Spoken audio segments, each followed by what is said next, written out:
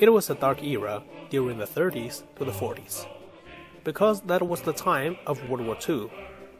The main battlefield was located at Europe, but there's another very important one in Asia I want to demonstrate here today, is the battlefield in China known as Second Sino-Japanese War. The Japanese conquerors started invading China since 1931, but they did not move further after they controlled the northeast of China. The time period between 1931 and when the Sino-Japanese War completely broke out, the two major Chinese parties, KMT and CPC, were having a civil war. Both of them did not realize the potential danger from Japanese invaders at that time because they were focusing on beating each other and get the dominant place in China. But students, workers, people from different occupations have already felt the threat from Japanese conquerors. In this picture, more than 100,000 people gathered together in downtown, standing in the heavy rain for several hours in Hangzhou, China, protesting the no reaction about the Japanese conquerors from neither the KMT nor the CPC governments. The leader of CPC party, Mao, first realized the serious problem. He tried to suggest to the president of KMT, Chiang, in different ways to let him change his mind and focus on beating Japanese conquerors first. But the only goal Chiang was thinking is still to eliminate the CPC party.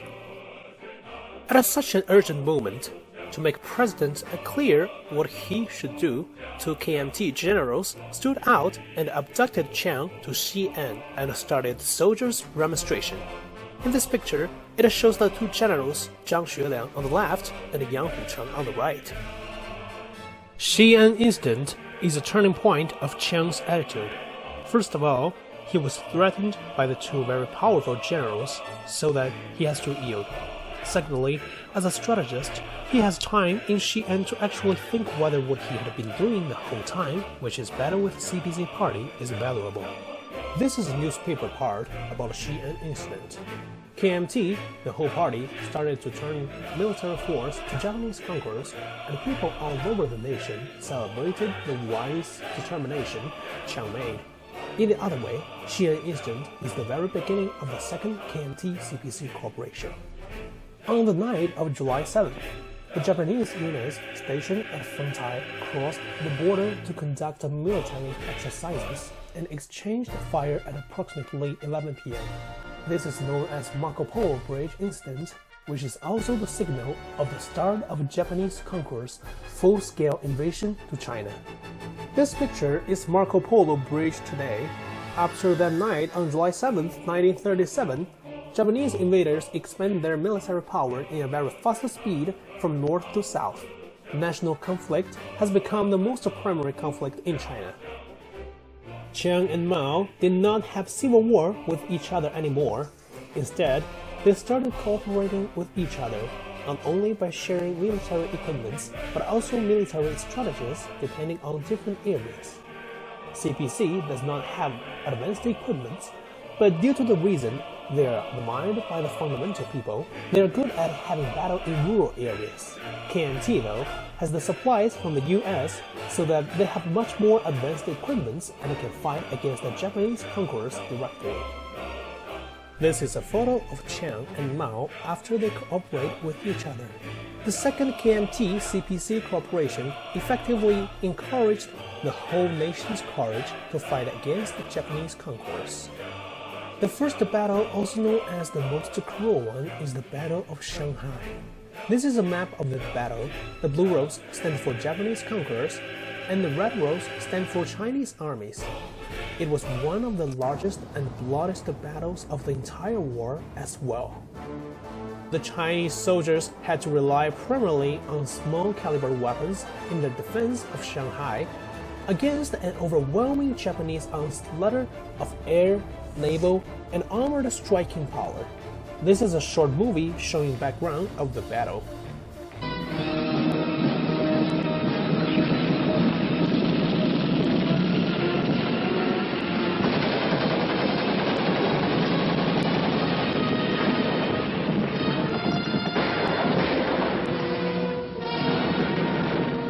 the force of the Chinese counterattack almost drove the Japs into the Wangpu River.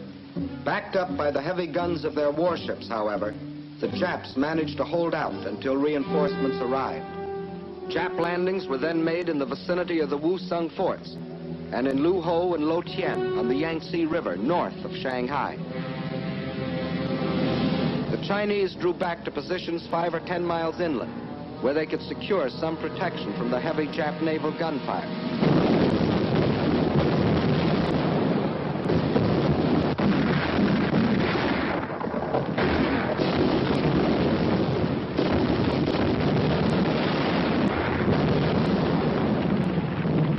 At the same time, the invaders succeeded in making a surprise landing some 20 miles to the south of Shanghai, put 2 divisions ashore, and pushed rapidly north to outflank the city.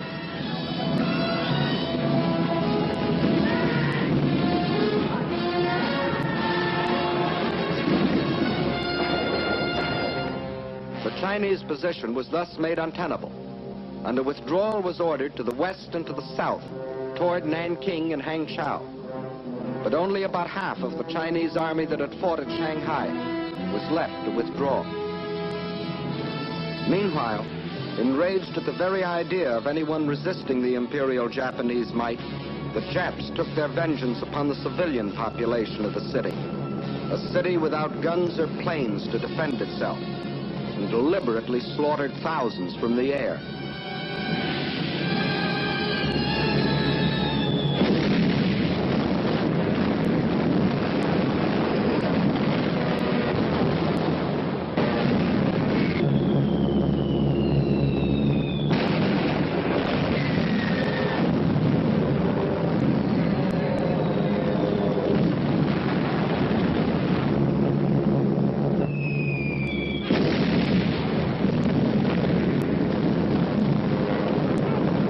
In the end, Shanghai fell, and China lost a significant portion of its best troops. However, the resistance of Chinese forces shocked the Japanese, who had been indoctrinated with notions of cultural and martial superiority, and dramatically demoralized the Imperial Japanese army.